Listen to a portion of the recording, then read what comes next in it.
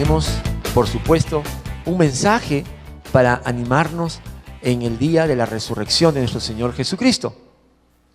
Hoy celebramos o estamos recordando que Jesucristo resucitó. ¿Qué día resucitó Jesucristo? Un domingo, ¿verdad? ¿Por qué resucitó el Señor un domingo? Porque Él había profetizado, ¿verdad? Pero usted sabe que Dios hace todo con un propósito. Y usted hoy día en la prédica va a entender por qué el Señor tuvo que resucitar un domingo. No solamente eran las profecías que estaban en los Salmos, en Isaías. No solamente era lo que Él predijo, de que si derrumban o derriban este templo en 3 días lo levanto. No, hay un propósito. Siempre Dios tiene propósitos de vida, propósitos eternos. Resucitó, sí, con signo de admiración, por si acaso. Resucitó. Es un grito de victoria. Amén. La resurrección es un grito de victoria y vamos a ver lo que significa y lo que implica. Y no quiero demorarme más. Vamos a ver en 1 Corintios capítulo 15, del versículo 12 al 28. 1 Corintios capítulo 15, del 12 al 28. Todo el capítulo 15 es una enseñanza muy completa y clara acerca de la resurrección de Jesucristo. Nosotros vamos a leer solamente una parte muy importante, central, desde el versículo 12 al 28, pero yo le animo que si usted quiere conocer más, y deberíamos saber más lo que significa la resurrección de Jesús, lo pueda leer en su tiempo de estudio personal. Dice la palabra: ahora bien, si se predica que Cristo ha sido levantado de entre los muertos, ¿cómo dicen algunos de ustedes que no hay resurrección? Si no hay resurrección, entonces ni siquiera Cristo ha resucitado. Y si Cristo no ha resucitado, nuestra predicación no sirve para nada, como tampoco la fe de ustedes. Aún más, resultaríamos falsos testigos de Dios por haber testificado que Dios resucitó a Cristo, lo cual no habría sucedido si en verdad los muertos no resucitan. Porque si los muertos no resucitan, tampoco Cristo ha resucitado. Y si Cristo no ha resucitado, la fe de ustedes es ilusoria y todavía están en sus pecados. En este caso, también están perdidos los que murieron en Cristo. Si la esperanza que tenemos en Cristo fuera solo para esta vida, seríamos los más desdichados de todos los mortales. Lo cierto es que Cristo ha sido levantado de entre los muertos como primicias de los que murieron. De hecho, ya que la muerte vino por medio de un hombre, también por medio de un hombre viene la resurrección de los muertos. Pues así como en Adán todos mueren, también en Cristo todos volverán a vivir, pero cada uno en su debido orden. Cristo, las primicias. Después, cuando Él venga, los que le pertenecen. Entonces vendrá el fin, cuando Él entregue el reino a Dios el Padre, luego de destruir todo dominio, autoridad y poder. Porque es necesario que Cristo reine hasta poner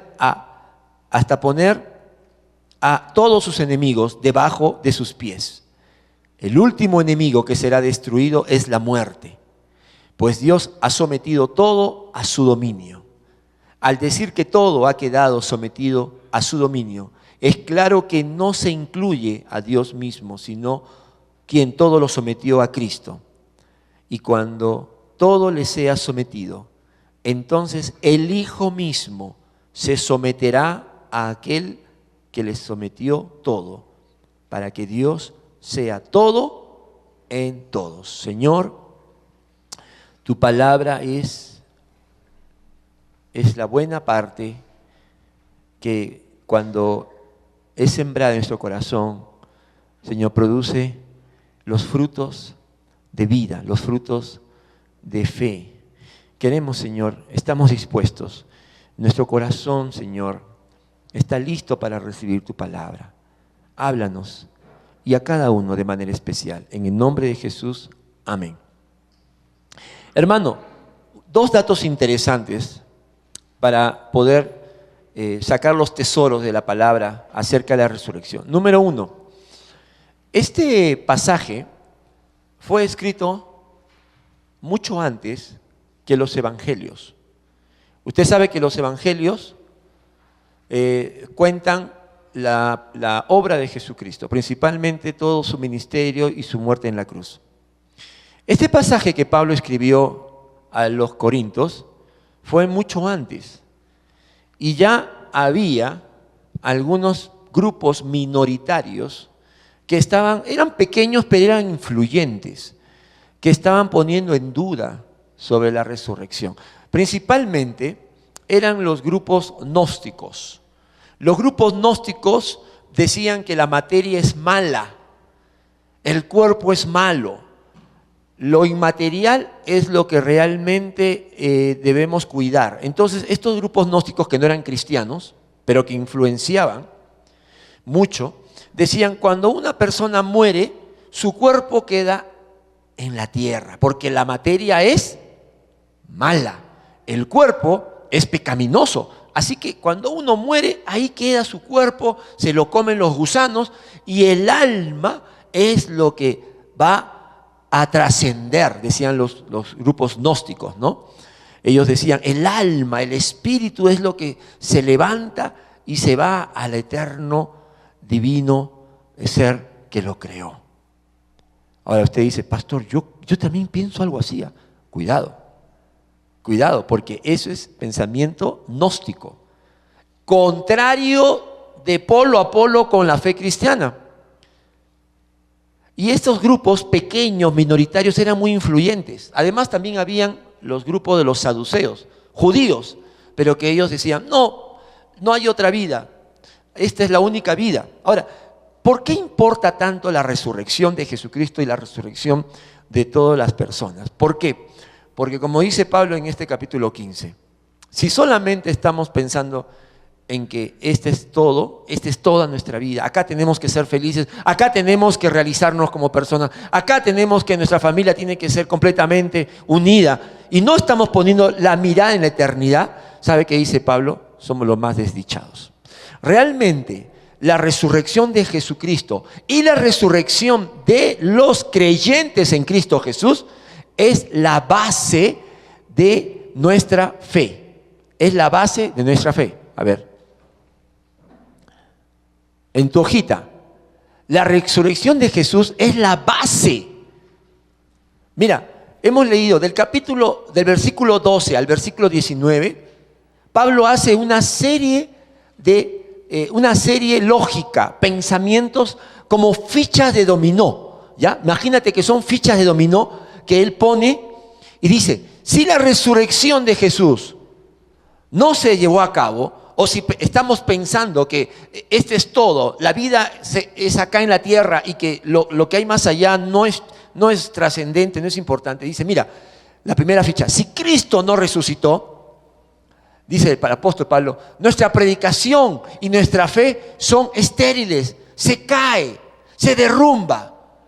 Dice, somos falsos testigos, somos mentirosos, no estamos anunciando algo verdadero. Dice, seguimos en pecado. Es decir, todavía no tenemos el perdón, la garantía de nuestra salvación. Y finalmente termina diciendo, estoy haciendo un resumen, somos los más desdichados, dice. Somos los más miserables en otra versión. Por eso que la resurrección es parte del Evangelio. Mira lo que dice el capítulo 15, versículo 3. Porque ante todo les transmití a ustedes lo que yo mismo recibí, que Cristo murió por nuestros pecados según las Escrituras, que fue sepultado, que resucitó al tercer día según las Escrituras.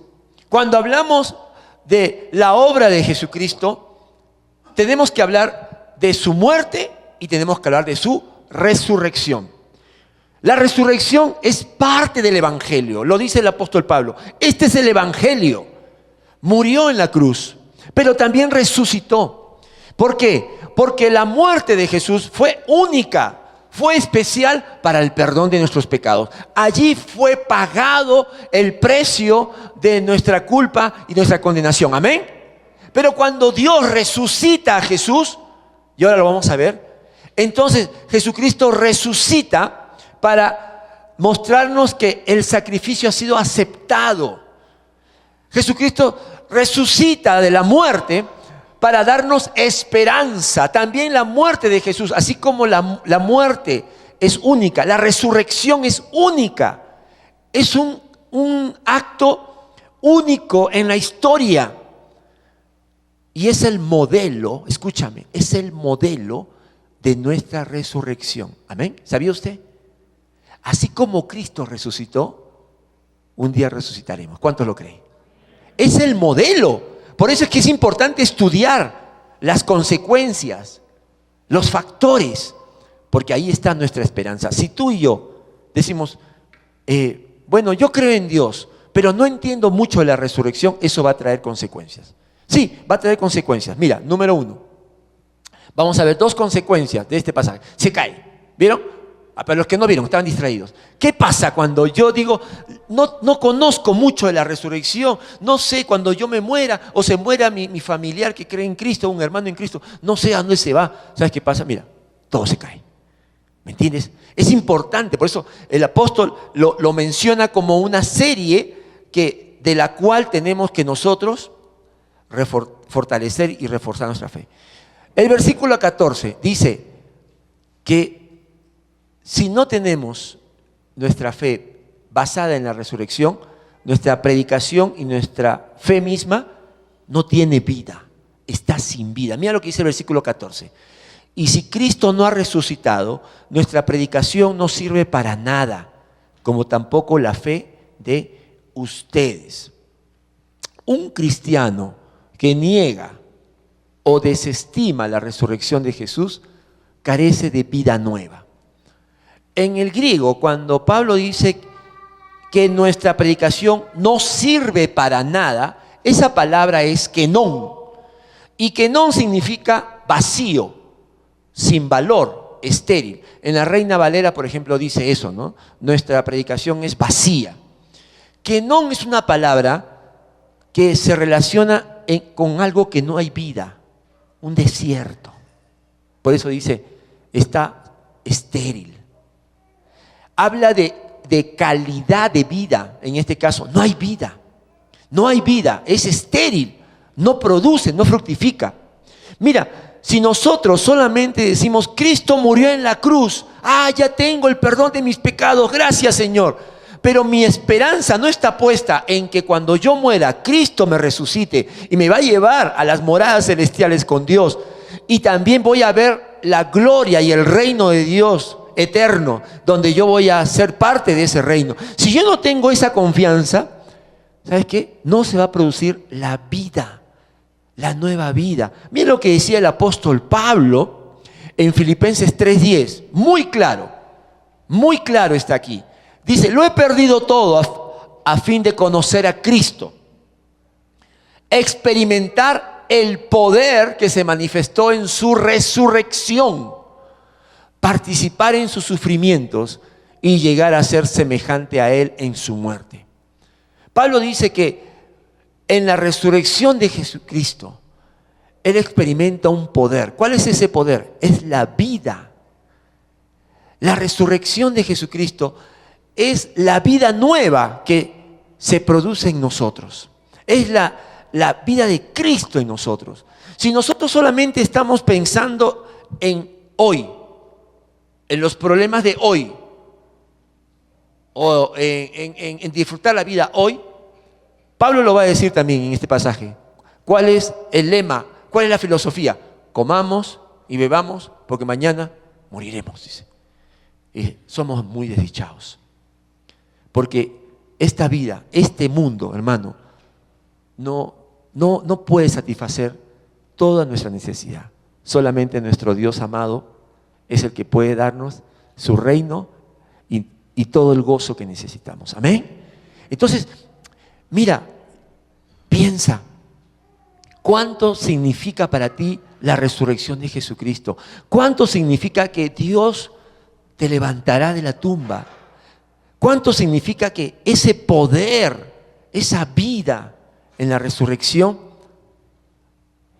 produce en nosotros una nueva vida?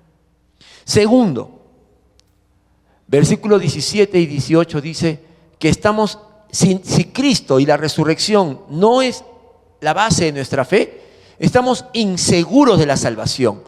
Somos culpables ante Dios. Dice, y si Cristo no ha resucitado, la fe de ustedes es ilusoria y todavía están en sus pecados.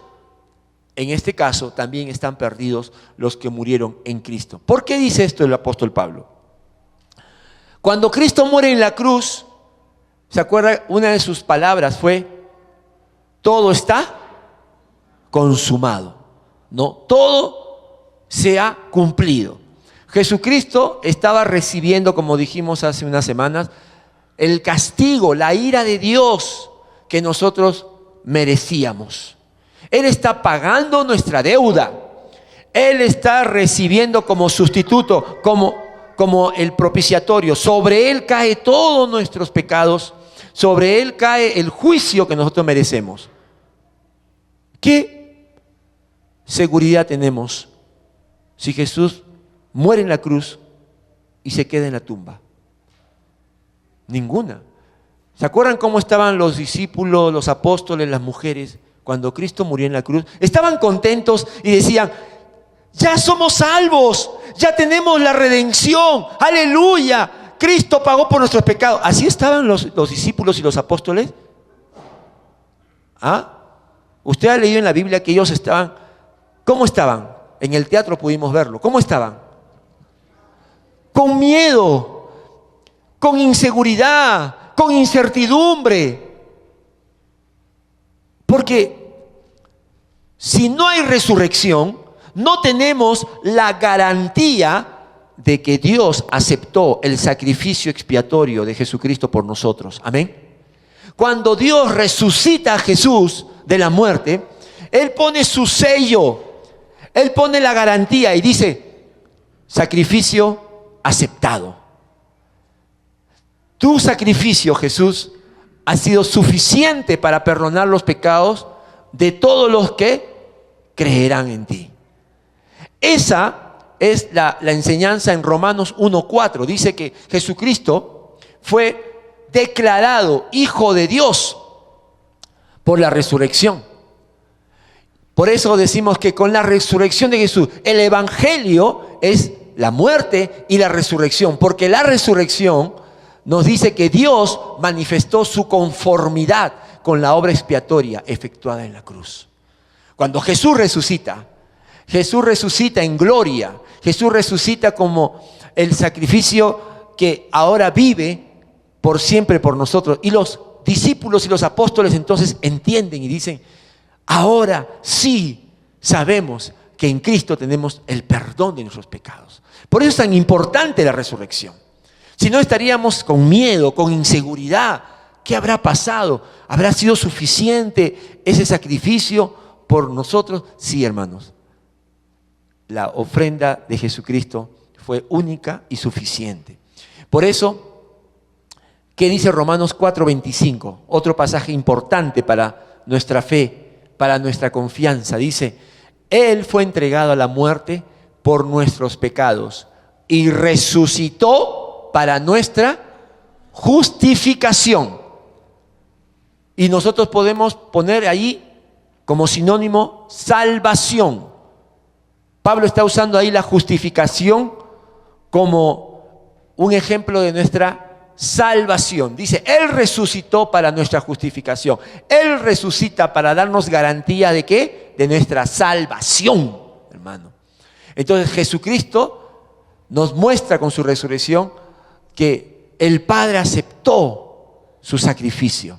Quizás si yo hubiese muerto por mi familia, me hubiese quedado en la tumba. Porque yo no puedo morir, un injusto no puede morir por otros como yo. Pero Cristo Jesús fue resucitado porque Él no había pecado. Amén. Yo les decía a los de Ciudad de Dios, les hice una pregunta que se quedaron pensando. Porque ¿cuántos vinieron a ver el teatro? Levanten su mano. Hay algunos que me han dicho, la parte que más me impactó, pastor, la parte que más me impactó, fueron varios que me dijeron, fue la lista de la muerte de los apóstoles.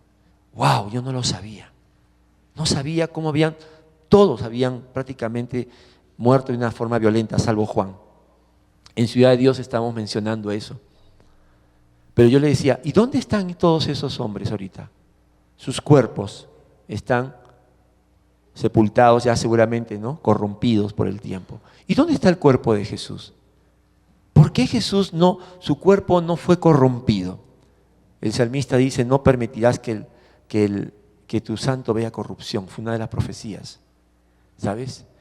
Y según la creencia judía, el cuerpo se corrompía a partir del cuarto día. Por eso es que las mujeres echaban sus bálsamos, ¿no? Para detener ese proceso. Pero el proceso es irremediable. Al cuarto día ya el cuerpo hedía. ¿Se acuerdan cuando Jesús fue a la tumba de Lázaro? Fue al cuarto día. ¿Y qué le dijeron las mujeres? Señor, el cuerpo hiede ya. Jesucristo resucita en el tercer día, antes que su cuerpo se corrompa. Y resucita en cuerpo, alma, espíritu completamente. Resucita porque Él no había pecado. Nosotros somos pecadores, nuestro cuerpo se va a corromper, hermano, porque es la paga del pecado, es la muerte. Pero Jesucristo no pecó, nunca pecó, perfecto, santo, sin mancha. Por eso su cuerpo no se corrompió por la muerte. Amén. Mire usted, aprenda la doctrina. Usted aprende doctrina, su fe se va a fortalecer. Él resucitó para darnos evidencia de que el sacrificio que hizo en la cruz fue satisfecho, fue conforme al juicio y a la santidad de Dios Padre. Pero entonces ahora vemos una segunda parte, de que la resurrección de Jesús es la base, pero también es la garantía de nuestra herencia eterna. Versículo del 20 al 28. Mira, lo cierto es que Cristo ha sido levantado de entre los muertos como primicias de los que murieron. De hecho, ya que la muerte vino por medio de un hombre, también por medio de un hombre viene la resurrección de los muertos. Pues así como en Adán todos mueren, también en Cristo todos volverán a vivir, cada uno en su debido orden. Cristo, las primicias. Después, cuando Él venga, los que le pertenecen. Entonces vendrá el fin, cuando Él entregue el reino a Dios el Padre, luego de destruir todo dominio, autoridad y poder. Porque es necesario que Cristo reine hasta poner a todos sus enemigos debajo de sus pies. El último enemigo que será destruido es la muerte, pues Dios ha sometido todo a su dominio. Al decir que todo ha quedado sometido a su dominio, es claro que no se incluye a Dios mismo, quien todo lo sometió a Cristo. Y cuando todo le sea sometido, entonces el Hijo mismo se someterá a aquel que le sometió todo, para que Dios sea todo en todos. Cuando nosotros hablamos de la salvación, nosotros pensamos inmediatamente, oh sí, Cristo murió en la cruz por mis pecados. ¿Verdadero o falso? Verdadero, ¿verdad? Pero déjame decirte, eso no es toda la salvación. La salvación es mucho más grande. Este pasaje nos muestra el plan, el panorama universal de la salvación, mi hermano. Nosotros somos salvos y vamos a resucitar, y ahora lo vamos a ver, el orden, ya la sabiduría de Dios, de cómo vamos a ser resucitados para vida eterna. Pero ahí no queda. ¿Se dan cuenta que hay un plan mayor? Dios tiene el plan de reinar sobre todo. Vamos a verlo. Mira, el versículo 22 a 23 nos dice que la resurrección nos garantiza que resucitaremos para vida eterna. Vamos a Levítico 23, del 9 al 11, para entender el contexto de lo que está diciendo el apóstol Pablo. Porque el apóstol Pablo habla de las primicias. Dice, Cristo es las primicias. Y así se dice, no se dice son. porque las primicias es un tipo de ofrenda que daba el Señor. En Levítico 23, del versículo 9 al 11, dice: el Señor le ordenó a Moisés que le dijera a los israelitas: cuando ustedes hayan entrado en la tierra que les voy a dar y sieguen la mies, deberán llevar al sacerdote una gavilla de las primeras espigas que cosechen. Una gavilla es un puñado, es lo que entra en un puñado, ¿ok? Y las espigas eran de cebada. Era la primera cosecha. Uno cogía un puñado de cebada y lo llevaba al sacerdote. Versículo 11: el sacerdote mecerá la gavilla ante el Señor para que le sea aceptada. La mecerá a la mañana siguiente del sábado. ¿Cuándo es la mañana siguiente del sábado? Domingo en la mañana. ¿Cuándo resucitó Jesucristo? Domingo en la mañana. La Biblia dice que los judíos anualmente, después de la Pascua, escúchame, la Pascua se celebraba un jueves. Jesucristo celebró la Pascua con sus discípulos. Luego venía el viernes, descansaban. Venía el sábado, día de descanso. Al día siguiente del sábado, ellos tenían que venir y traer un puñado de la primera cosecha de cebada. ¿Qué representaba eso? Representaba la gran cosecha que vendría por fe, porque Dios era el Señor de la cosecha, el Señor que les estaba dando esa cebada. Y cuando Jesucristo resucita, todo lo hace con un propósito. El día domingo en la mañana, Él dice: yo soy las primicias, yo soy ese puñado de la gran cosecha de vida eterna que tendrá la iglesia cuando Él venga. Amén. Esas primicias es un significado de seguridad. Es una promesa, porque cuando uno entregaba estos granos, esta ofrenda, uno decía: Señor, sabemos que tú nos vas a dar una gran cosecha. Así también Jesucristo es la promesa y la garantía que cuando tú y yo moramos, no nos vamos a quedar en la tierra, hermanos. Él nos va a levantar. Él nos va a llevar a las moradas eternas. ¿Se acuerda que Él dijo: voy a prepararles lugar, ¿no? En la casa de mi Padre muchas moradas hay. Entonces, cuando el Señor dice que hay muchas moradas, es porque Él nos está preparando un lugar. Mira lo que dice para comprender el orden, porque Pablo habla de que todo es en un orden. En 1 Tesalonicenses 4, 16 y 17, esta es parte de nuestra confianza, nuestra fe en el Señor, nos habla de ese orden. Dice: el Señor mismo descenderá del cielo con voz de mando, con voz de arcángel y con trompeta de Dios, y los muertos en Cristo resucitarán primero. ¿Quiénes van a resucitar primero? Los muertos en Cristo. Si tú y yo, si el Señor nos lleva a su presencia, nosotros vamos a resucitar. Cuando el Señor haga sonar la trompeta, nuestro cuerpo, mira, no te preocupes, algunos dicen: pero ¿y si me incineraron? ¿No? ¿Cómo? Por favor, ¿de qué fuiste creado? ¿Ah? ¿Te acuerdas? Del polvo. Además, no es lo importante la materia, lo importante es la voz poderosa del Señor. El Señor te creó con el poder de su palabra. Amén. Él te creó con el poder de tu palabra, y con el poder de su palabra el Señor te dice: levántate, y te vuelves a unir en cuerpo. Y luego dice: los que estemos vivos, si el Señor en su gracia viene y estamos vivos, vamos a resucitar, vamos a ser transformados. Mira, no vamos a resucitar, sino vamos a ser transformados. Dice: los que hayamos quedado seremos arrebatados junto con ellos en las nubes para encontrarnos con el Señor en el aire. Y así estaremos con el Señor para siempre. Esa es nuestra fe, esa es nuestra confianza para nosotros y para todos los que creemos en Cristo Jesús. Por eso es que Billy Graham decía: no lloren. Por eso es que el Señor mismo Jesús le decía a las mujeres: no llores por mí, lloren por ustedes. Porque el Señor sabía a dónde iba. El Señor sabía que iba a estar tres días, pero el tercer día se levantaría con poder. Y hermano, por eso, cuando un cristiano muere, un cristiano que tiene su confianza en Jesucristo y en su resurrección, sabe que ese es solamente el pase para la eternidad. Amén. El pase.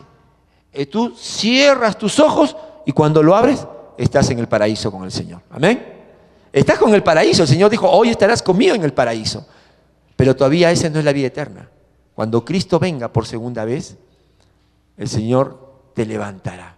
¿Y sabes qué cuerpo vas a tener? Mira, yo quiero compartir, no sé si me paso la hora, Rolando, no me interesa la hora, pero vamos a ver 1 Corintios 15, porque quiero que sepas el cuerpo, no lo voy a predicar, pero quiero que sepas el cuerpo que vamos a tener, ¿ya? Porque no vamos a resucitar con este cuerpo que se cansa, ¿no? Rollitos por acá, nada que ver. Mira, escúchame, ¿eh? Dice así, en 1 Corintios capítulo 15, dice, versículo 42 al 44. Así sucederá también con la resurrección de los muertos. Lo que se siembra en corrupción, resucita en... ¿Qué es incorrupción? Que se corrompe, que se muere, ¿correcto? Que se va degradando. Hoy tenemos un cuerpo corruptible. Poco a poco estamos muriendo, aunque vayas al mejor cirujano, aunque te tomes las pastillas, las cremas, te ponches todo, tu cuerpo se está corrompiendo. ¿Amén o no? Cuando resucitemos, tu cuerpo nunca morirá. Gloria al Señor. Segundo, lo que se siembra en oprobio, resucita en gloria. Escúchame, hoy vivimos con un cuerpo en humillación. En humillación.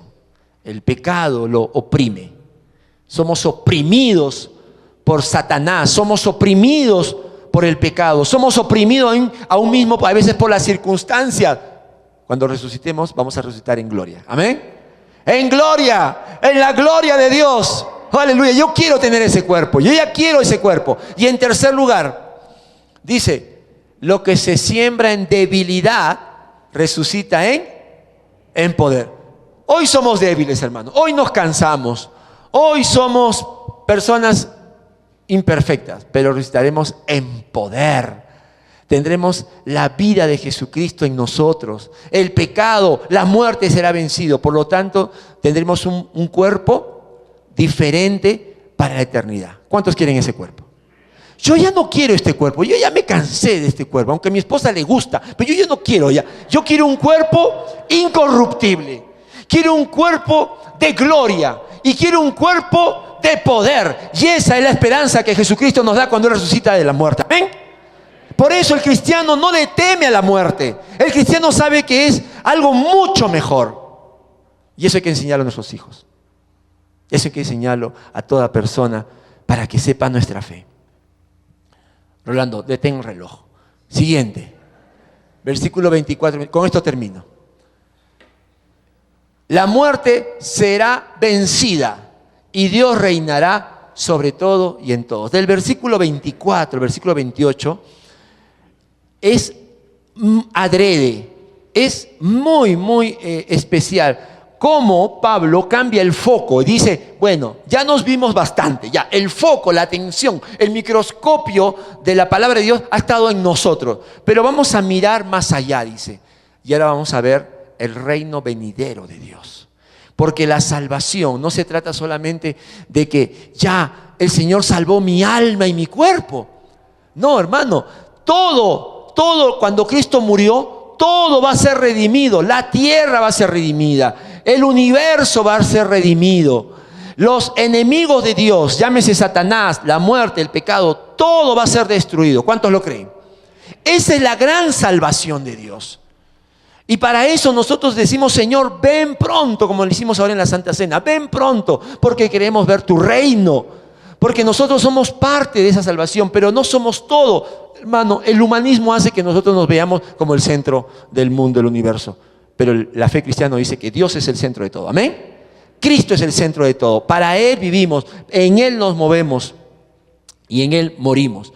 Mira, la obra de redención de Jesús no se limita a la salvación de nuestra alma y cuerpo. Ese es uno de los beneficios, quizás el que más nos apasiona. Pero Cristo va a destruir las huestes malignas, redimirá todo este universo para que Dios sea en todo.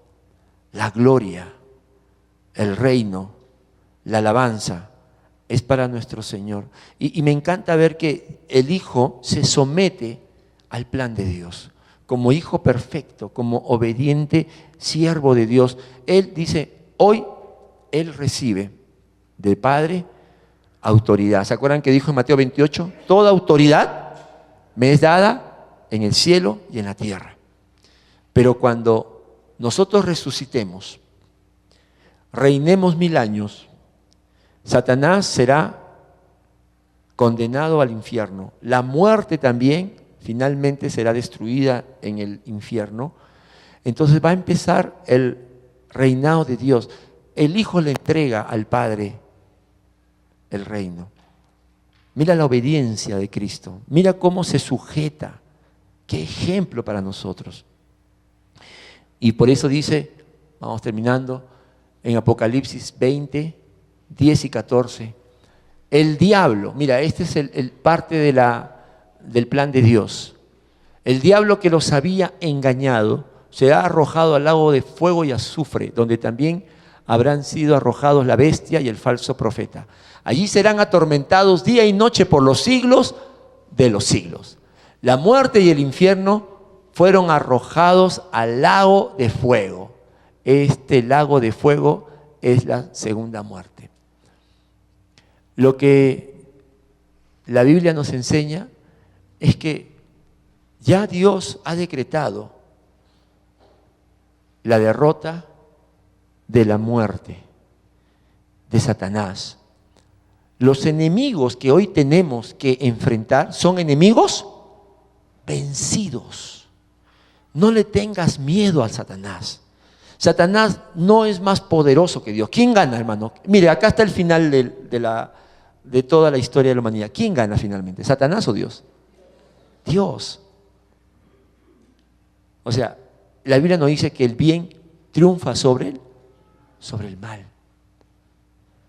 Y por el momento, a veces pareciera, esto es importante porque a veces pareciera pequeñas victorias o pequeños triunfos de Satanás hoy, tú dices, no, se me cae el mundo, ya no tengo esperanza. Este pasaje es para que tú recuerdes que todos los enemigos serán puestos debajo de los pies de Dios. Amén. Así que, si tienes algo, una circunstancia, una aflicción, venga del diablo, venga del pecado, o venga de la vida misma, recuerda que tu Dios reinará para siempre. Amén. Reinará para siempre.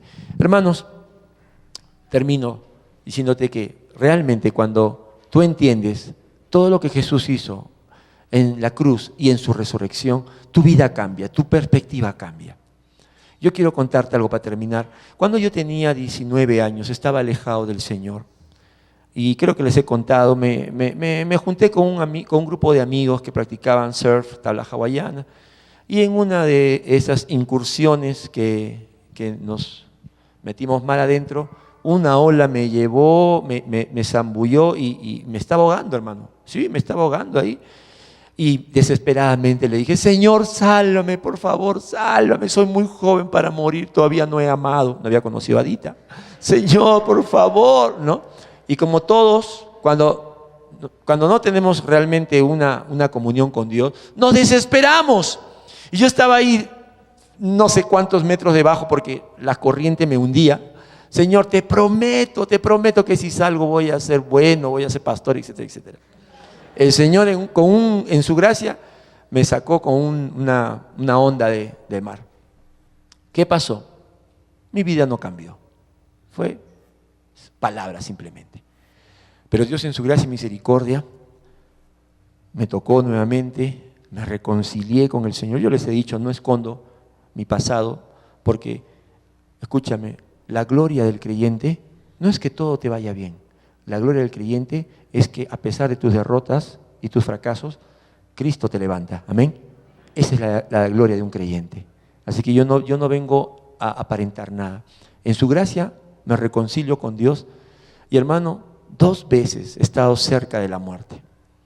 La primera, me resbalé y casi me caigo a un precipicio como de 300 metros más o menos, ¿no? Y como Indiana Jones me agarré de una liana, hermano, para que veas. Tu pastor, mira, es bueno hacer ejercicios, ¿eh? Y ahí estaba yo. Pero ¿sabes qué? Yo me reía, ahí estaba no estabas, ¿no? Y me decían, ¿por qué se ríe, pastor? Le digo, es que si me muero me voy al cielo, o sea, no tengo miedo. La segunda fue aquí en Arequipa, por ¿se acuerda cuando estuve mal de la vesícula y todo lo demás, ¿no? Me dio una peritonitis. Y los doctores dicen que me tuvieron que echar 30 litros de agua para limpiarme porque ya se estaba haciendo septicemia, ¿no? Pero yo estaba tranquilo. Mira la diferencia. A los 19 años, miedo. Pero cuando estás en Cristo, la muerte ya no tiene poder sobre ti. Y por eso el apóstol Pablo dice, ¿dónde está, oh muerte, tu aguijón? ¿Dónde está, muerte, tu victoria? Gracias sea a Cristo Jesús que nos ha dado la vida eterna. Amén. Cierra tus ojos, vamos a orar.